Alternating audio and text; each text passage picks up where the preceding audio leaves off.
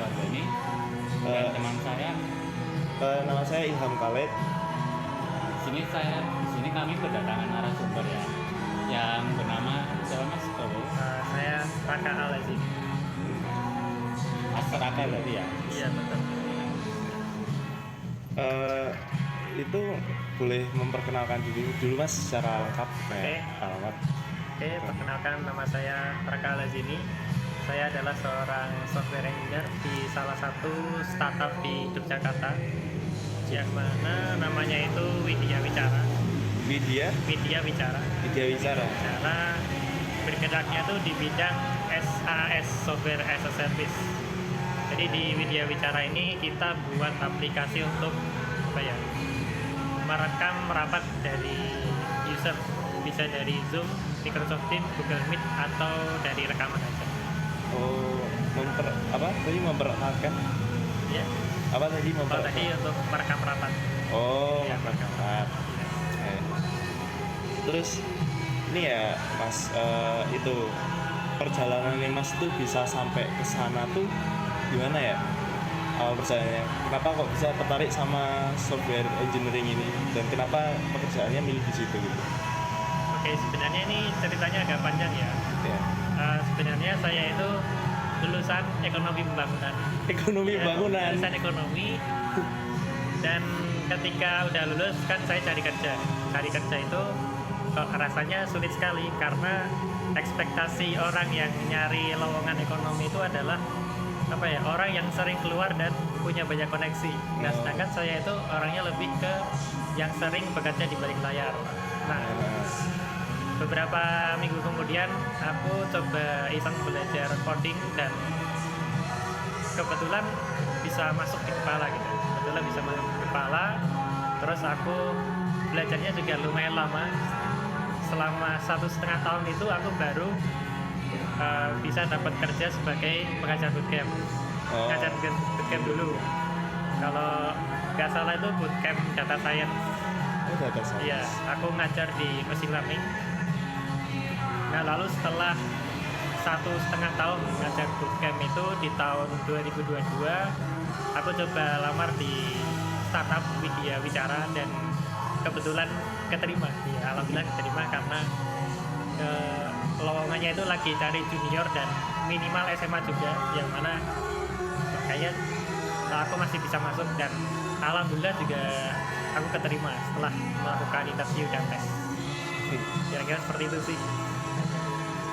Itu tadi belajar codingnya 1,5 tahun ya?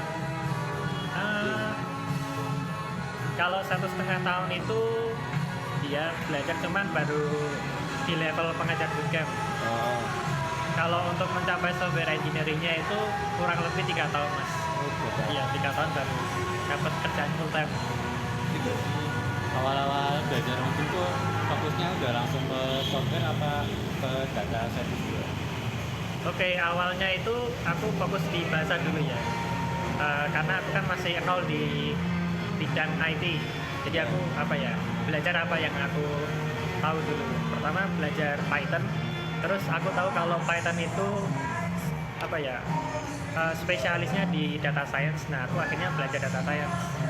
Nah, setelah aku belajar data science dan menemukan kenyataan bahwa cari kerja data science itu lumayan sulit. Lumayan sulit karena selain pengalaman itu juga kadang mereka sering minta lulusan di jurusan tertentu. Nah, itu agak menyulitkan saya. Lebih spesifik gitu ya? Betul. Nah, sedangkan kalau software engineer itu untungnya dia lebih lebih umum aja.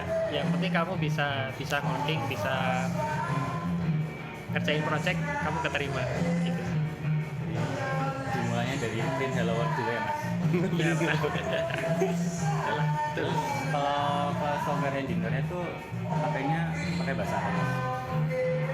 Oke, kalau ketika aku keterima di Widya Wicara itu bahasanya masih pakai JavaScript sama Python sih.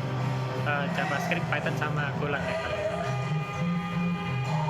Jadi itu softwarenya nggak kayak mobile gitu ya, apa software di komputer?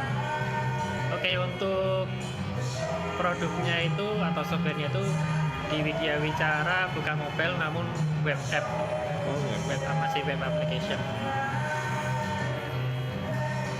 Terus tadi kan waktu belajar kan awalnya kan bukan di jurusan yang berhubungan dengan TI ya Mas. Nah itu belajar ngodingnya tuh otodidak mandiri gitu apa ada mentornya gitu Mas? Iya, saya otodidak. Otodidak. Ya, otodidak ya. Lihat-lihat tutorial gitu. Betul.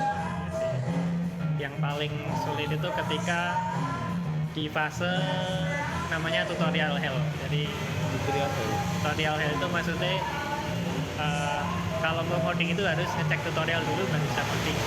Jadi yang bikin sulit ketika otodidak itu adalah fase tutorial hell itu. Ya. Terus ini Mas, minimal skill yang harus dimiliki sama orang-orang atau calon pencari kerja baru ini ya, itu minimal skill buat daftar ke software engineer untuk sekarang ini apa sih minimal skill yang harus disiapin gitu? Oke, minimal skill ya. Mungkin kalau secara profesional minimal kita bisa kita bisa mengerjakan satu proyek kecil lah, yang mana proyek itu berbayar. Jadi anggap aja aku buka jasa bikin website, terus ketika udah bikin website aku dibayar. Nah, minimal untuk orang yang pengen daftar kerja itu bisa ngerjain proyek aja sih. Nanti sisanya bakalan mengikuti. Jadi kita harus bikin portofolio dulu ya. Portofolio iya sih lumayan butuh, karena buat meyakinkan si interview HR sama user. Masuk dulu itu berarti bikin portofolio ini buat diterima di lingkungan kerja itu banyak apa?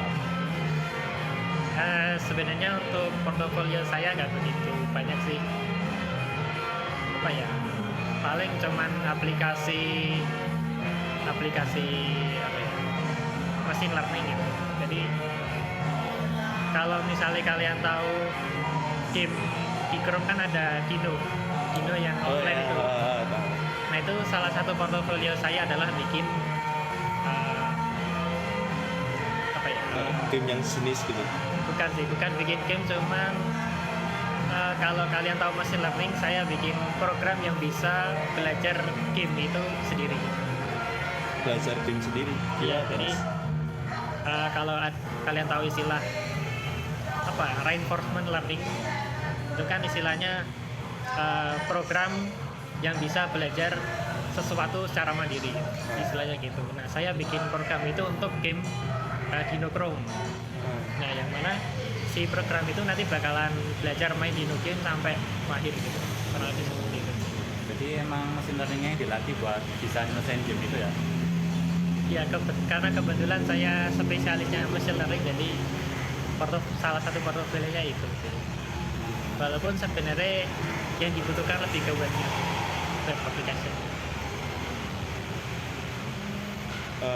Terus ini ya Mas, ada nggak sih kayak kendala waktu lagi masa kerja ini, mulai mungkin dari itu ya awal-awal keterima dulu deh, kan Masnya kan hitungannya baru ya, pekerja baru gitu juga belum terlalu berpengalaman dalam kerja. Nah itu kendalanya apa, terus gimana sih cara Masih nyelesain kendalanya itu? Oke, ini lumayan panjang sih, cuman saya singkat aja. Nah, ketika awal keterima di Widya Wicara itu sebenarnya dia itu adalah startup yang udah jalan duluan. Namun istilahnya, karena ada kondisi keuangan lah, sama ada sedikit kegagalan di produknya itu, akhirnya terjadilah PHK besar-besaran. Jadi PHK besar-besaran, lalu untuk karyawannya kan makin dikit dan harus bangun tim dari awal. Nah, disitulah saya masuk. Nah, ketika saya masuk itu kan saya mikirnya kita bakalan mulai project atau codingnya itu dari nol. Ternyata salah. Ternyata udah ada duluan, dan itu banyak banget. Nah, ketika aku awal masuk itu sama CTO ku disuruh mempelajari sekitar 5 repository back end, front end, engine, macam-macam, payment gateway sama autentifikasi. Nah, sebagai junior kalau disodorin 5 repository kan istilahnya kita pusing. Nah, di saat itu saya sempat stres selama 5 hari karena nggak sampai tipes tuh mas? Nggak sampai, alhamdulillah. Alhamdulillah. Karena selain repositorinya banyak, codingannya pun juga agak berantakan ya. Jadi untuk memahaminya itu agak susah. Nah, cuman untungnya setelah sebelumnya itu saya kan pusing 5 hari. Nah, kalau nggak salah setelah itu saya ditanyain sama project manager saya, kurang lebih kayak gini, Raka apakah sudah paham semua aplikasi video bicara? Aduh. Ya sebenarnya waktu itu saya belum paham, cuman karena profesional saya bilang paham dulu, pelajari kemudian. Nah, cuman untungnya setelah 5 hari pusing itu udah bisalah paham dikit-dikit cara kerjanya, terus sama cara jalannya.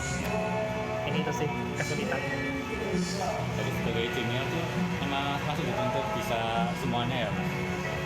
Sebenarnya tuh untuk tempatku agak anomali ya, agak outlier. Kalau saya cek di tempat yang lain tuh sepertinya nggak seperti ini ya, paling cuma masih probation, suruh belajar aja. Nanti kalau udah dirasa udah mampu baru dikasih kerjaan yang nyata gitu atau project gitu. Mungkin karena itu ya mas, habis PHK besar-besaran terus baru mulai lagi gitu buat tim baru. Mungkin gara-gara itu terus makanya kayak masih harus kayak disuruh dipaksain gitu, tahu itu langsung dikasih tugas banyak. Iya, kurang lebih seperti itu sih. Dan tambah lagi juga ini kan di startup ya. Kalau di startup tuh memang kerjanya lumayan intens, cuman atmosfernya tuh lumayan enak karena orang-orangnya tuh ya masih orang muda, jadi seumuran. Kalau mau interaksi lumayan gampang. Terus nih ya mas, mas kan remote nih. Nah itu gimana sih awalnya? Gimana sih mas kok milih remote gitu, kerja remote? Oke, sebenarnya untuk pekerjaan remote tuh bukan kebijakan awal perusahaan ya atau startupnya ya. Berarti awalnya tuh offline gitu mas? Iya betul, offline. Dan mungkin agak aneh sih, ini offline-nya itu juga pindah-pindah kantor. Nah, dulu itu punya 3 kantor. Nah, aku kan di kantor pertama masih. Nah, habis itu kantor pertama itu kontraknya udah mau habis itu. Pindah kantor kedua. Kantor kedua kontraknya juga habis. Pindah kantor ketiga. Yang mana kantor ketiga ini udah kantor utamanya. Jadi hampir semua divisi itu dimasukin di sana. Penuh berarti mas? Iya, lumayan penuh. Parkir motornya juga penuh.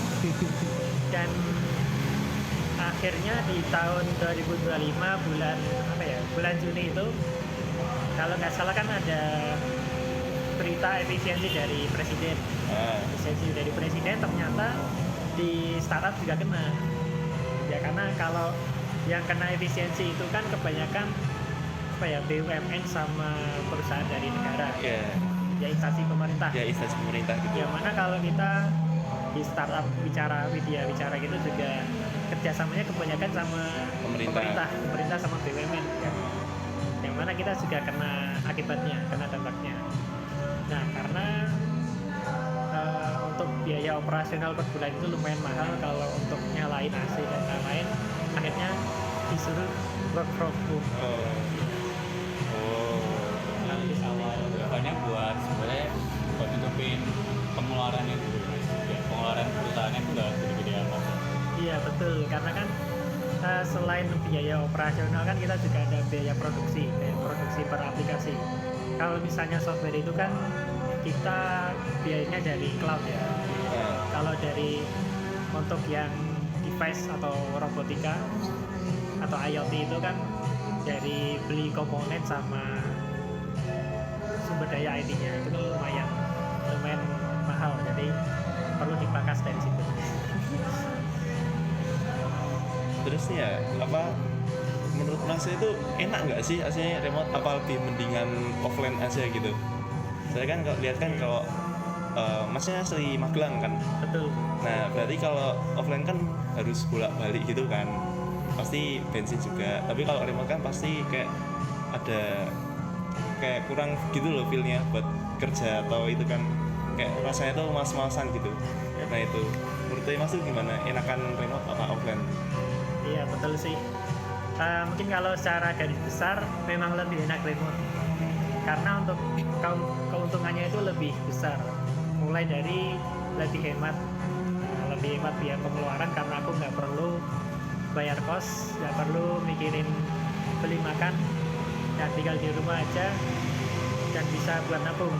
Nah sedangkan untuk kelemahannya ini mungkin lebih ke komunikasi ya. Kalau di kantor kan kita lebih sering ketemu teman dan apa istilahnya bisa lebih waras gitu, lebih lebih sering ngomong sama orang itu bisa bikin lebih waras. Nah sedangkan kalau di rumah kan seringnya sendiri terus. Nah selain itu juga masalah komunikasi juga sih. Kalau di kantor kan misal ada yang nggak jelas, kita bisa minta bantuan teman, terus kita tunjukin layar laptop kita, ini aku ada kesulitan di sini nih, oh ini caranya seperti ini.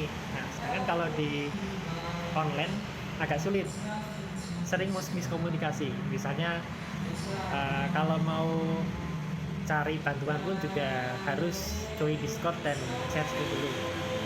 Kalau cuma secara text by text itu agak sulit juga. Begitu juga untuk menangani keluhan pelanggan. Nah, kalau menangani keluhan pelanggan itu kan biasanya lewat customer service ya, kalau customer service sama kadang sales juga ngehubungin tim teknis.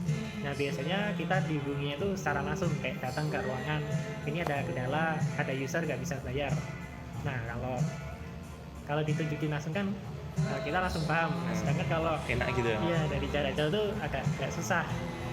Kita pengen benernya di bagian mana, dan kalau mau update itu juga lama. Kalau di kantor kan tinggal ini udah selesai mbak. Nah kurang lebih seperti itu. Memang komunikasi itu emang masalah utamanya, jadi bisa dibilang ya. Iya betul. Bahkan meskipun di offline pun kita juga sering miskomunikasi. Kalau di tech tuh biasanya lebih ke pemahaman diri. Kayak misalnya kita dapat project suruh bikin aplikasi A, bisa aja aku mikir aku pakai metode kita bikin aplikasi A pakai metode B. Nah, sedangkan teman lain juga mikirnya bisa aja beda. Kita sama-sama mikir untuk bikin project A, cuman metodenya beda. Nah, jadi pas eksekusi itu baru nggak di tengah jalan tuh, kok kamu pakai ini cara ini kan seperti ini. Ya offline tuh masih bisa miskom, apalagi remote. Kalau masnya sendiri tuh ada tips and trick itu nggak buat mengatasi atau meminimalisir komunikasi gitu mas? Oke, tips and triknya tuh mungkin pertama harus dikonfirmasi dulu ya. Kalau misalnya ada tambahan fitur atau ada project baru, itu pengen pakai tech stack apa, terus pengen pakai algoritma apa, metodenya apa, itu mungkin dari awal kayak dibikin desainnya dulu sudah bisa, supaya satu tim itu bisa tahu oh ini pertama pakai database ini, terus nanti dimasukin ke service ini, dan nanti outputnya berupa misalnya JSON atau apa. Dari awal dijelasin semuanya dulu ya, ininya di mana, bagian frontendnya di mana. Betul. Itu ya mas. Sebelumnya mas kan kenalan salah satu dengan member tim kita nih, Mas Rino kan. Nah, itu boleh ceritain nggak sih mas, kenalannya tuh dari mana, apa teman SD, SMP, SMA? Oke, sebenarnya untuk Mas Rino itu adalah teman komunitas tim yang namanya Artnex. Oh, berarti dari game Artnex ya? Iya, dari game Artnex. Dan cerita ketemunya itu di tahun 2024 kalau nggak salah. Di situ kan di Pecinan Magelang kalau nggak salah lagi ada CFD, Jadi cuman nggak ada mobilnya, cuman ada orang jalan kaki. Nah kebetulan CFD, Mas. iya betul CFD. Nah kebetulan itu aku kan lewat kafe beli kopi. Nah di kafe beli kopi ada orang yang pakai atribut game Agnek.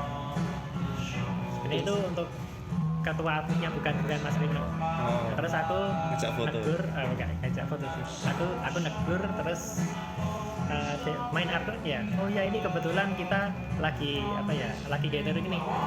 Nah, pas lihat di dalam kafe kebetulan kayaknya ada Rino juga. Nah cuman aku kenal Rinonya itu di pertemuan berikutnya. Nah, pas lagi gathering bareng di rumah makan kalau nggak salah itu baru kenal sama Rino. Terus kok bisa akrab banget nih? Apa kayak sering kayak main bareng atau keluar bareng atau gimana gitu, Mas? Oke. Mas Rindo. Ya sih, kalau ini mungkin lebih ke akumulasi, lebih sering ketemu bareng. Aku tahu bareng. Ya, karena kan mulai dari 2024 terus kita juga Sering datang ke event gitu. betul sering datang ke event, juga ada kopdar bareng juga, pas buka bersama juga ada bukber bareng juga di komunitas, jadi lama-kelamaan jadi akrab gitu. Menurut Mas gimana Mas Rino ini? Kepanjangin apa? Orangnya gimana, Mas? Saya kan kalau di kelas nih ya, dia tuh kayak agak pendiam gitu. Oh, Terus iya. terus duduknya ya paling depan ya pasti ya rajin, pokoknya anaknya rajin tapi agak pendiam gitu. Nah kalau di komunitas tuh gimana sih, Mas, orangnya, Mas, biasanya? Oke, di komunitas itu rajin juga, rajin datang, rajin kumpul. Cuman bukan pendiam sih, Oh, lebih bukan. ke gaul gitu, asik dia. Jadi lebih sering berinteraksi, bercengkrama gitu. Saya di kelas pendiam ya. Iya. Kaget gak sih aslinya denger Mas Rino tuh kayak pendiam gitu loh? Mungkin nggak begitu sih, soalnya ya mungkin kebanyakan yang join di komunitas itu ya mungkin kebanyakan introvert gitu ya. Jadi nggak begitu kaget sih kalau aslinya pendiam. Nanti kapan ya? 2024 ya ketemunya? Oh iya betul. Berarti 2 tahun lalu. Itu Masnya udah kerja atau masih kuliah di itu? Oh itu kan aku kerjanya 2022, jadi udah 2022. 2 tahun kerja ketemu Mas Rino. Terus kerjanya tuh daftarnya waktu kuliah apa setelah lulus? Iya setelah lulus. Setelah lulus. Iya jadi apa ya istilahnya, masih berjuang cari kerja gitu kan. Dan udah lumayan lama nganggur juga. Oh, berapa tahun? Setahun. Iya nganggurnya 1,5 tahun sih. Oh, 1,5. Setengah tahun ngajar bootcamp, terus nganggur beberapa bulan baru full time sebagai engineer. Mas itu biasanya kalau cari info lover gitu di mana? Oke, waktu itu saya cari di semuanya sih, cuman hampir semuanya kayak LinkedIn, Glassdoor. Cuman yang paling, yang nggak paling sih, saya itu keterimanya ketika pakai platform Indeed kalau nggak salah. LinkedIn. Indeed ya. Ternyata untuk platform cari kerja itu ada banyak, ada Glints, LinkedIn, Indeed, Glassdoor, Caliber kalau nggak salah.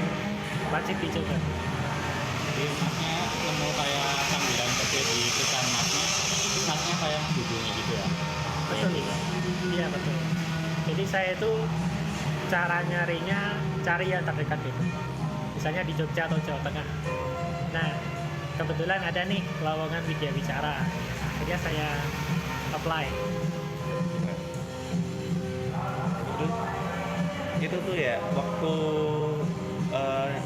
daftar ke pekerjaannya itu tuh Mas itu pasti wawancara ya, wawancara pasti. Nah itu tapi ada apa namanya, tes gak sih, tes coding atau apa gitu? Ada. Itu suruh ngapain, Mas? Oke, mungkin aku cerita yang di interview berhasilnya. Oh iya. Interview berhasil mungkin kalau awal-awal itu ditanyain apa ya, proyek tersulit apa, terus mungkin latar belakangku seperti apa.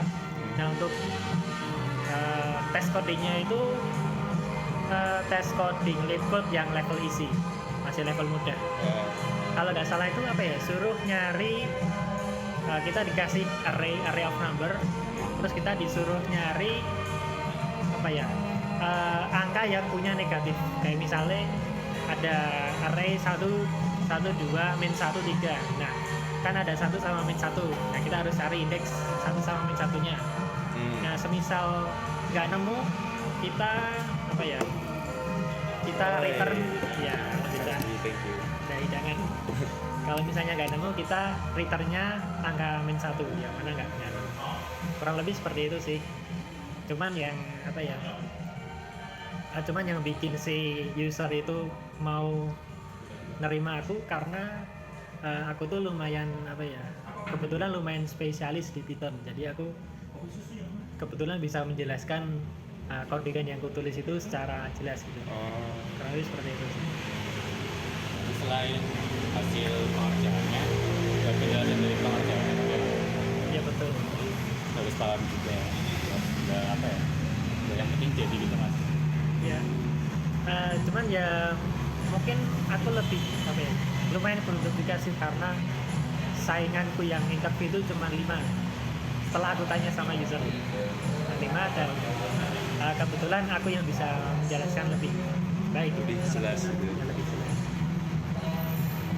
Itu ya masa penjelasan tuh waktu tes tuh diawasin bener-bener ya, diliatin apa kayak cuma ditungguin gitu.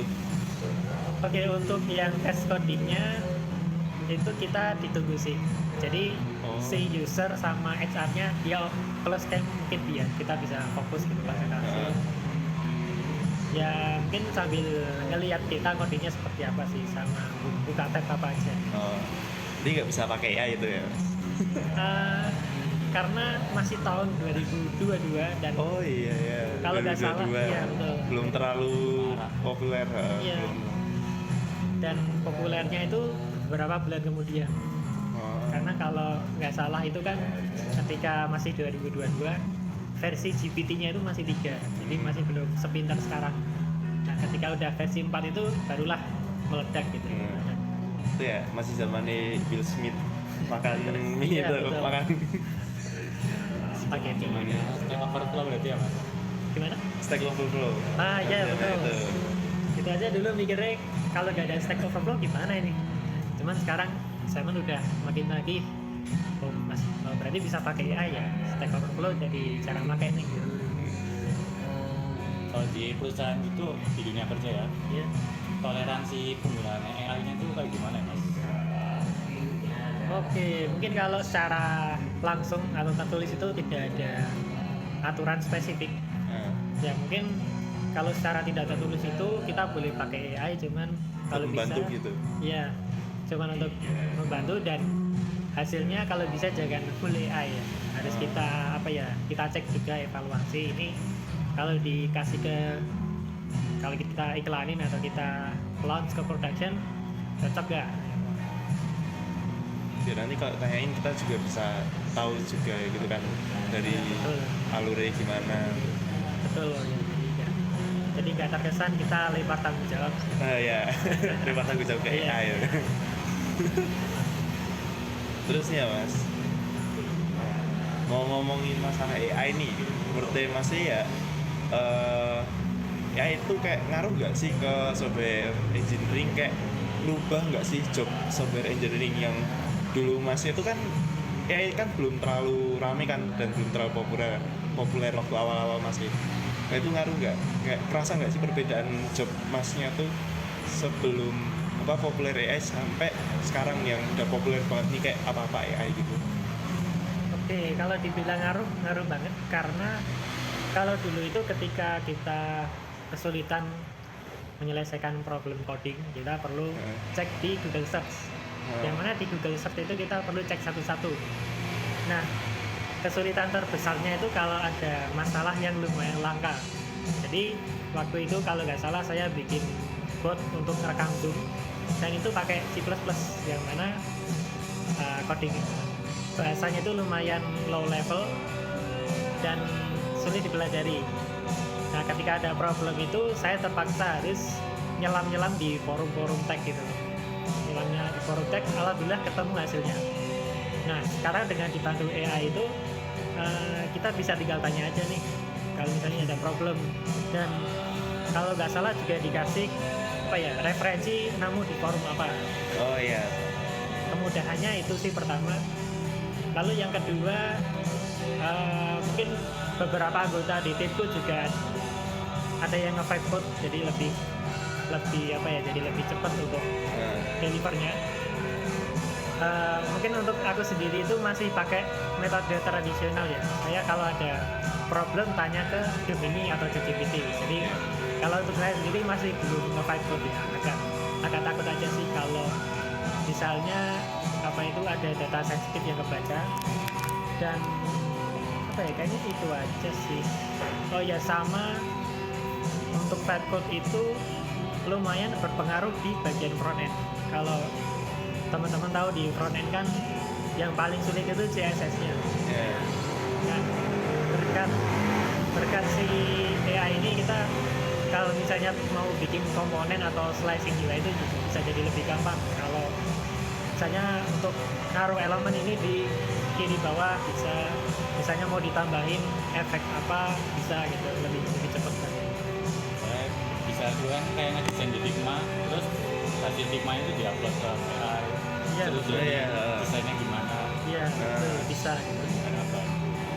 Kan kalau itu kan sisi positifnya, Mas. Kalau sisi negatifnya ada nggak? Karena kan banyak orang awam bilang AI itu menggantiin coding. Menurut Mas gimana? Mungkin aku jawab yang AI bisa ganti programmer itu mungkin agak sulit sih. Agak sulit untuk produk yang kompleks. Paling ngeganti programmer itu untuk service yang sederhana kayak kalkulator, kayak manajemen keuangan, pencatat keuangan kalau nggak salah. Nah, cuman kan kalau di industri IT atau software house itu kan requirement user itu bisa di luar kemampuan AI. Kebanyakan itu sih. Jadi AI masih sebatas bantu di apa ya, cari referensi dan belakang layar gitu ya. Iya betul. Sisanya tetap kita sebagai programmer yang harus menyelesaikan. Berarti menurut Mas itu software engineering tuh kayak nggak berubah gitu jobnya karena perkembangan AI itu, nggak ada perubahan gitu, kayak masih sama. Iya, masih Rizky sama. software. Betul. Kurang lebih sama. Ya. Terus itu Mas, ada nggak sih kayak pesan-pesan buat mahasiswa TI nih? Jadi kan banyak nih ya Mas, kayak mahasiswa TI itu yang belum lancar ngodingnya, terus kayak masih ngandelin AI, hampir kayak 90%-nya gitu ngandelin AI gitu loh. Jadi dia cuma kayak jadi kurang paham gitu tentang codingannya. Itu ada nggak sih Mas pesan-pesan buat itu mahasiswa TI? Oke, mungkin berkaca dari diriku yang dulu ya.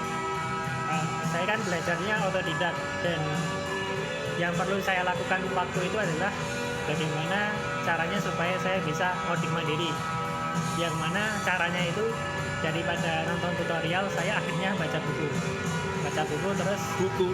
iya buku Dari buku gitu? iya dari buku, baca buku terus ada penemuan, saya coba implementasi di coding.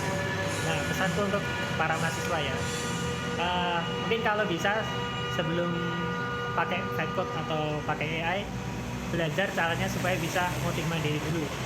Nah, misalnya aku pengen buat aplikasi nih, misalnya bikin kalkulator. Nah, bikin sendiri dulu.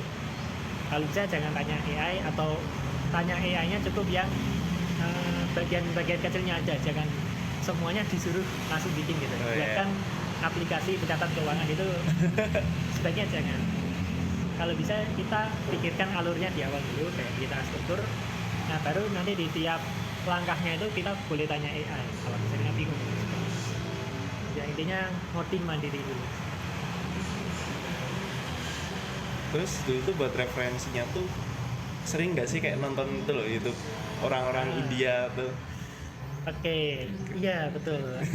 Saya juga apa itu lumayan kenal dengan aksennya.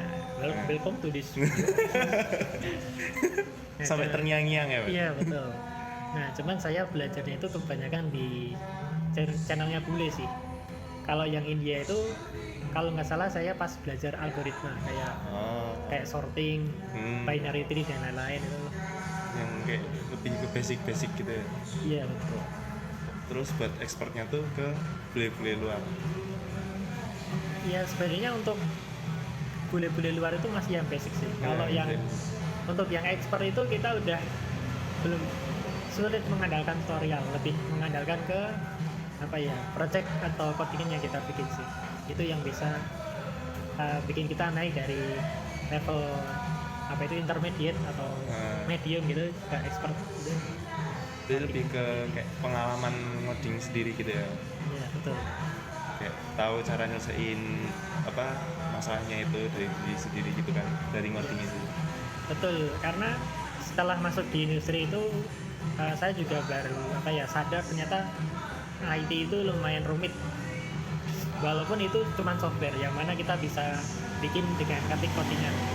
Kayak misalnya nggak cukup cuma ngetik codingan udah selesai. Kita juga perlu mikirin ini mau di deploy pakai server apa, terus kalau misalnya pakai cloud pengen pakai yang punya siapa, AWS atau Google Cloud, terus service-servicenya juga pakai apa aja, dan kita juga perlu mikirin biaya dari cloudnya itu supaya bisa murah kita pakai service yang apa aja gitu. Lebih seperti itu. Sama mikirin tuh ya UX juga ya, dari user gitu. UI UX ya. UX gitu. Mungkin itu ada role-nya sendiri sih kalau UX. Cuman mungkin lebih nyambung ke yang megang front end kalau ya. Masih haus mas? Haus lumayan. Rina ambilin minumnya mas. Ini mas sambil cemilin. Oke, siap. Minumnya di situ dong. Ini kok udah diambil sama Mas Rino. Dulu. Dulu gitu. Sakit banget sakit. Nah, makasih.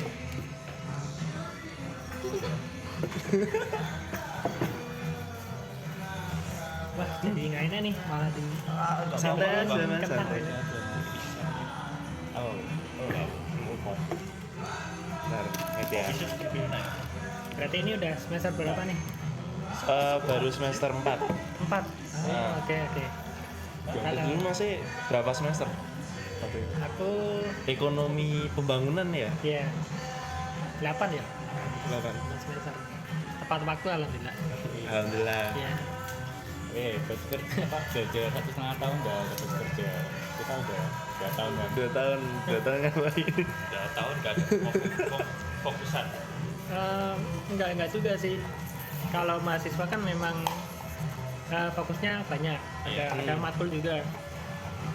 Cuman kalau aku tuh memang kebetulan fokusnya memang cuma ngoding doang. Udah lulus gitu ya? Sudah lulus, gak ada pikiran kemana-mana, fokus ngoding aja gitu. Tapi tuh ya mas, kayak apa sih kayak kepikirannya gimana dari ekonomi bangunan tiba-tiba TI gitu loh? Oke. Awalnya itu saya mikir pengen ke desain gitu. Mungkin kayak UI. Iya. Kayak belajar Corel dan lain-lain. Nah ternyata tuh logika desain itu nggak bisa masuk ke kepala. Nggak bisa masuk ke kepala. Terus kebetulan aku nemu video YouTube cara kalau mau belajar pemrograman itu pakai bahasa apa dulu, kebetulan pakai bahasa Python. Pakai bahasa Python, terus saya nyoba tutorial yang 3 jam itu, kalau kebetulan masuk gitu. Maksudnya ketika ngoding itu saya merasa bisa lanjut gitu loh, bisa masuk di kepala daripada desain. Ngedesain itu bener-bener kosong gitu. Misalnya buka Corel Draw, suruh desain apa, cuman kanvas kosong aja udah bingung mau dikasih apa gitu. Mau mulai dari mana gitu. Iya. Soalnya kalau desain juga itu tuh mas, kayak harus merhatiin usernya juga kan. Iya betul. Harus kayak Paham user. harus paham usernya, kita harus kayak lihat dari sudut pandang usernya gitu, biar warna yang nyaman. biar gimana cara bikin kayak desain yang nyaman buat usernya, biar usernya itu kayak betah gitu lihat. Betul, dan bagaimana caranya supaya informasinya tuh sampai. Nah ya itu. Paling penting. Ya. Karena Karena alur kerjanya gimana mas? Saya dia di divisi desain tuh ngasih desain dari sini. Oh, Jadi masnya ngerjain gitu atau gimana? oke. Kalau di tempat saya itu dari UI UX-nya ngedesain dashboard, ngedesain apa. Terus kalau udah jadi diserahin ke programmernya. Nah kebetulan sebenarnya itu saya mengurus backend sama endingnya aja. Nah karena sekarang anggotanya udah lumayan berkurang, jadi saya juga ngurus front end yang mana juga harus nge-slicing design. Karena lengkap ya. Iya, cuman mungkin kesulitannya itu gimana ya? Ada beberapa desain yang diberikan itu agak susah untuk diimplementasiin gitu. Ini caranya bagaimana supaya teksnya bisa ganti gitu. Itu susah, lumayan sulit gitu. Desain emang sering nggak masuk akal. Iya sih. Imajinasi terlalu luas daripada realitas. Berarti emang itu ya dari masnya kayak kerasa struggle gitu di desain terus pindah ke coding gitu. Betul, akhirnya ngoding gitu. Cuman kalau di jurusan kalian ada desain juga nggak? Atau coding? Ada desain ada desain terus masalah kayak database gitu juga ada.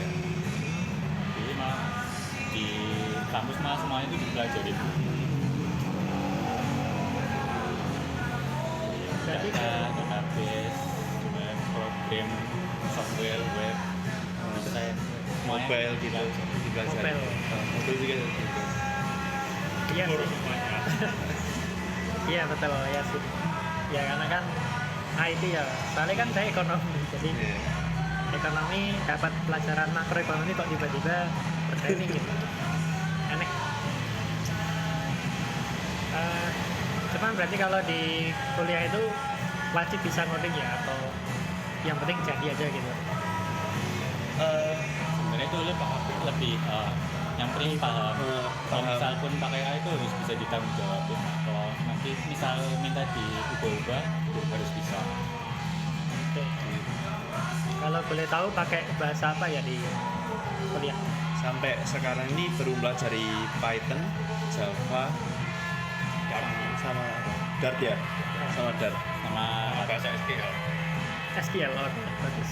sama yang web itu ada ya PHP lah, HTML, CSS, JS. Bagus. Ya sih. Saya suruh belajar sendiri. Satu pertemuan satu bahasa. Aduh, iya sih. Buat web itu. Iya sih. Cuman kalau aku lihatnya untuk mahasiswa ya kayaknya perlu curi-curi waktu sih buat belajar, kayak Iya. nggak bisa ngandelin satu pertemuan bisa semua, susah. Desainnya juga kayak agak ngebut gitu mas. Aneh. Apa ngebut kita harus bisa semuanya sekaligus gitu. Tuh. Terus kayak nggak ada itu kan tadi kan dari desain ke coding gitu kan, kayak nggak ada mau nyoba-nyoba lain lagi mas waktu itu. Apa kayak ngerasa cocok coding terus ya udah nih fokusin coding gitu. Iya betul, fokusin coding. Karena waktu itu juga apa ya, udah mulai banyak pikiran ini masa depanku bagaimana ini kalau nggak bisa bekerja. Akhirnya dengan pertaruhan itu saya belajar coding dan alhamdulillah keterima sampai kerja. Iya sih. Cuman mungkin untuk belajar coding saya itu kan otodidak. Nah cara belajar saya itu kayaknya terlalu dipaksakan sih. Kayak misalnya baca buku terus meskipun nggak paham tuh tetap aku lanjutin gitu loh. Sampai berapa ya? Kalau nggak salah itu aku bisa ngoding mandiri ya seperti yang aku jelasin tadi. Itu setelah 3 bulan belajar.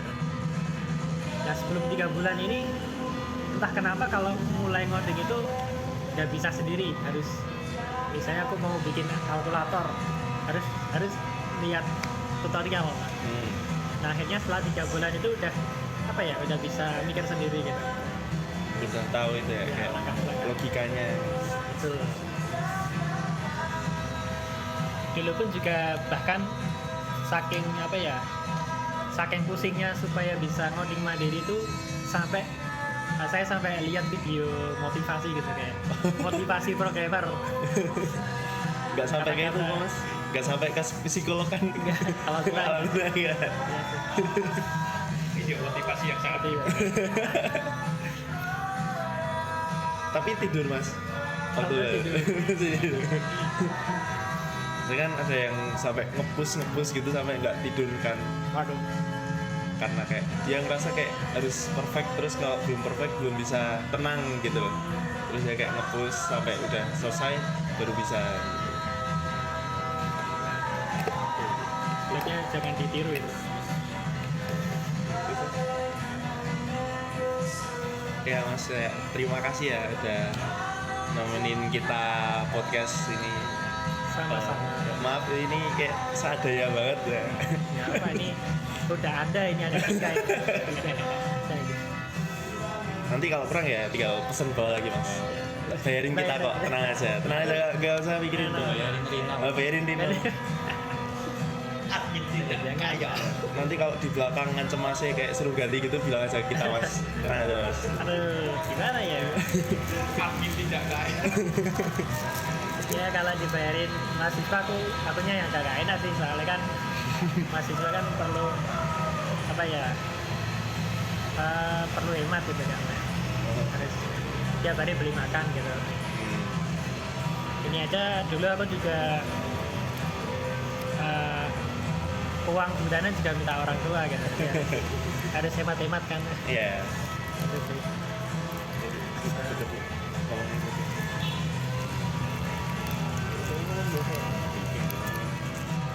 Ya. Bener tuan. Oke, semuanya yang sudah lihat, terima kasih sudah menonton. Terima kasih sudah menonton podcast ya. Dengan host Kecil-kecilan tadi, yaitu kami nih ya. Xiaoqi Ilham, Dan narasumber kita Raka. Seraka. Pamerin dulu Mas, pamerin kamera loh. sudah menonton. Dadah. Aku karyawan.